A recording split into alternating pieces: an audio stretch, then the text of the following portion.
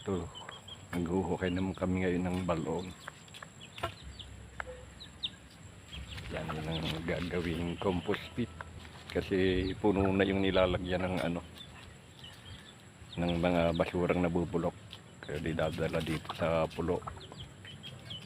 Para hindi lapan dagdag doon sa mga hinahakot ng truck.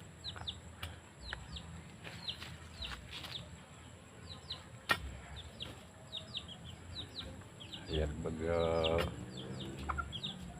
ito na baga 1 meter by 1 meter pwede na. Tapos ang lalim niya kahit pang 2 meters o kung anong makayang lalim.